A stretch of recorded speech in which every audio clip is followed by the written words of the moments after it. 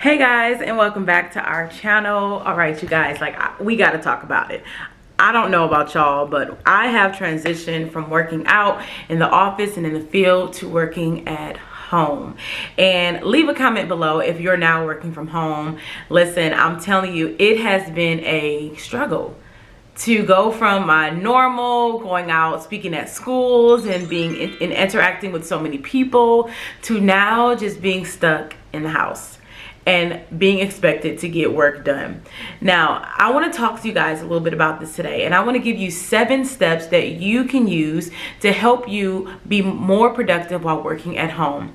I know things are crazy. It's not like you're at home by yourself. You got your kids, you got your husband, you got this, you got that, and I want to make sure that all of us are being productive and using our time well as we spend this time adjusting to our new normal and working at home.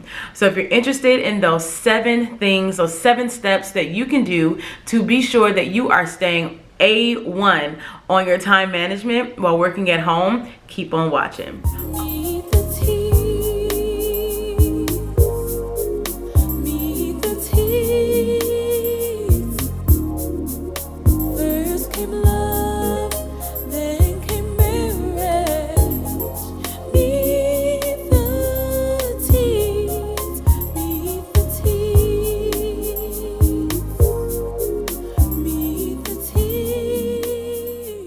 Guys, all right y'all, so number 1, create a workspace in your home.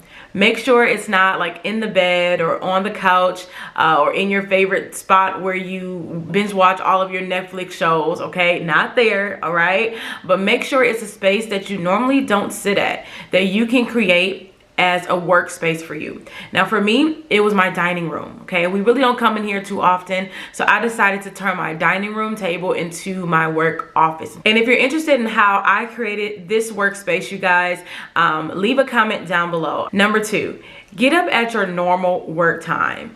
Now you may be tempted to sleep in until that 10 o'clock Zoom meeting, okay? I get it. I've been there. Okay, I think I did that yesterday. But please make sure you get up at your normal work time. If you normally have to be at work at 7 a.m. or 8 a.m., make sure you get up at 6 a.m. or 7 a.m. to make sure that you're at your workspace at the time that you normally clock in for work.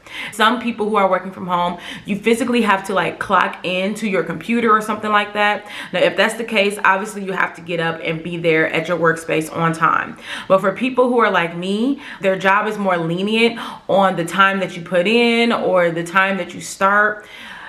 For me, I need a little bit more discipline. So I've decided to get up at around 6 o'clock, do my morning routine, and make sure I'm at my workspace at 9 o'clock every single day. Number 3, get dressed as if you're actually going to work. Now this may sound kind of weird because you're not actually at work, but I'm telling you, when you get dressed, you put on some makeup, you put on some earrings, you get dressed, you're looking good, you're smelling good, you're doing your hair. It's something that makes you feel a little bit more, you know, less lazy, I can say, okay? When those days last week where I did not get dressed and I kind of just bummed around in my workout clothes or in my pajamas a little bit too long, I honestly felt a lot more lazy and I just wanted to take a nap. As the week progressed, I started getting dressed and I realized like, wow, I actually feel more productive. I feel like I can get more things done, okay? And if you wear like business casual things to work, I mean, I'm not saying you have to wear business like a suit while sitting at home, but I mean, if that's what floats your boat, that's what floats your boat. But I'm saying get dressed for work. It'll help you become more productive. And don't be like this guy who's wearing business casual at the top and like boxers at the bottom, okay? I know that most of us are doing these virtual meetings on Zoom and Google Hangout and all of that stuff, but just get dressed, okay? Get dressed. When you look good, you smell good. It gives you this sense of confidence that, hey, I can conquer this day head on. All right, you guys, number 4, create a list for your deadlines and for your daily duties.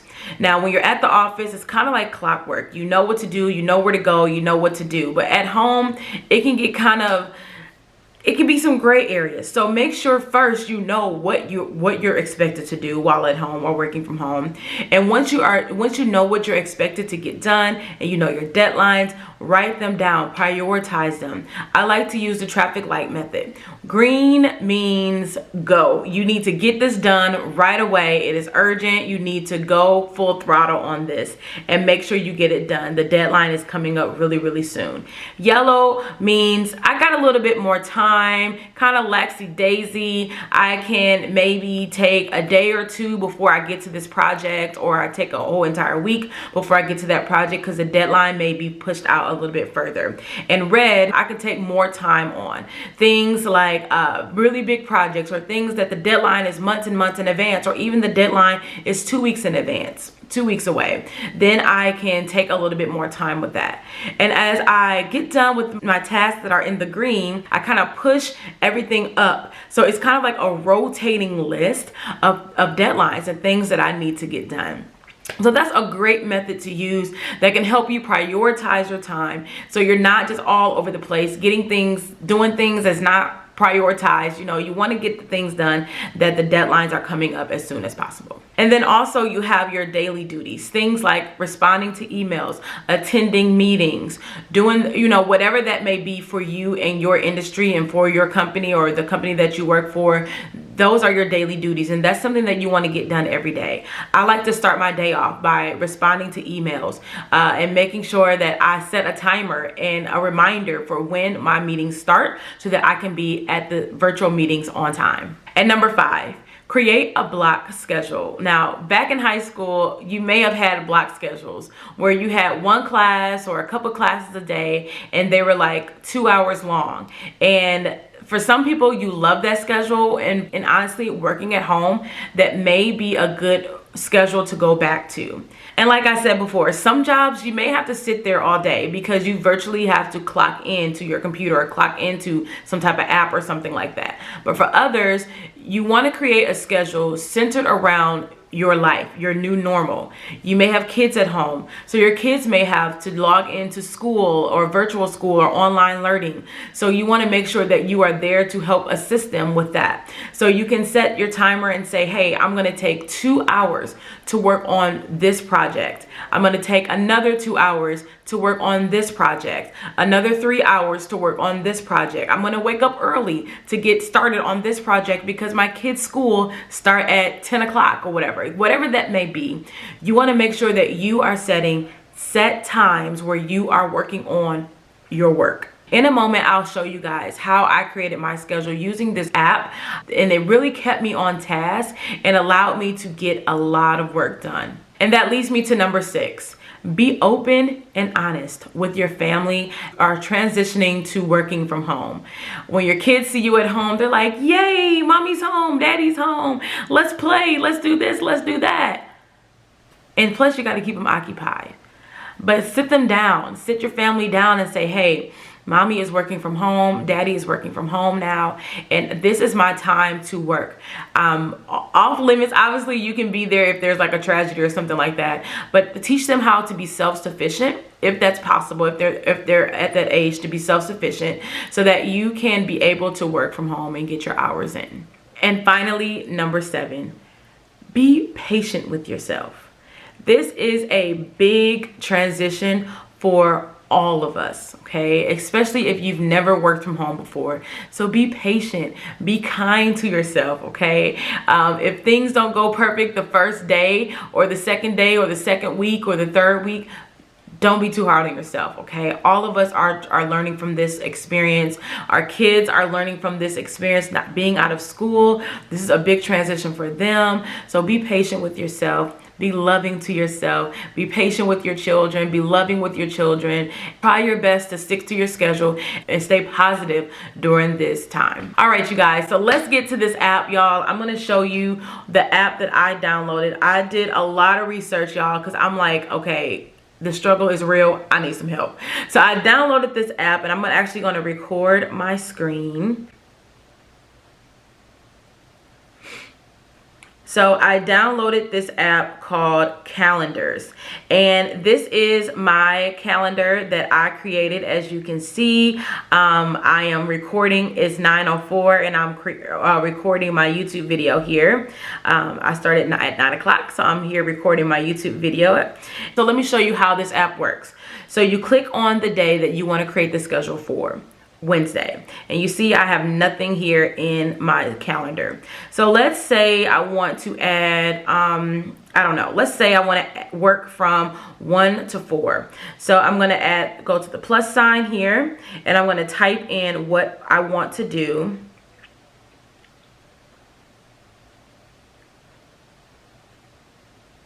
I'm just going to say work on project. So I'm going to go Wednesday, and I want to start working on that project at, let's see, 1 p.m. and I want to be finished working on that project by 4. As you can see, wow, they even have timestamps on here where you can go from 1 o'clock, 1:05, 1:10, 1:15. It's pretty specific, y'all, and I think that's pretty cool. So I'm gonna go from 1:05, 1 o'clock to 3 to 4 o'clock. Okay, so I'm gonna press done, and then I'm going to press save. So now, as you can see, I have that blocked off on my calendar, which is pretty cool. And then I can go in and add other things. So I can add my lunch break. So I'm going to type in lunch break, and my lunch break is going to be from noon to 12:30. Okay, so type in my lunch break, press save. So I have my lunch break, and I got a little break, and in between my lunch break and working on my project, I'm going to tidy up the house, or tidy up the house. Okay, I'm going to add the time. I was done at 12:30, so I'm going to go from 12:30 to 1 o'clock is what I'm going to clean and tidy up. Okay, there we go. So as you can see, it's pretty easy to maneuver around, and it also gives you reminders 15 minutes before. Let me see if I can change that. Yeah, 15 minutes before. So you can do at the event time, 5 minutes before, 15 minutes, 30 minutes, an hour, 2 hours, 1 day before, 2 days, or you can even customize the reminder on here as well. So that's pretty cool. I'm going to do 15 minutes before. Okay, so you can go through here, and the day before you can maybe shift over tasks that you did not get done the day before, and you can add them to your block schedule on the next day. So that's all I have for you guys today. Thank you guys so much for watching this video. I hope it was helpful to you. If you have any tips and tricks on how you help with your time management while working from home, leave a comment down below. Your comment can help someone else if they're wondering, or if they're asking the same question and you may have the answer. Be sure to click our faces and subscribe to our channel and watch more videos. And remember 2 Corinthians 5:7, where it says we walk by faith and not by sight. I'll see you guys on the next one. Peace.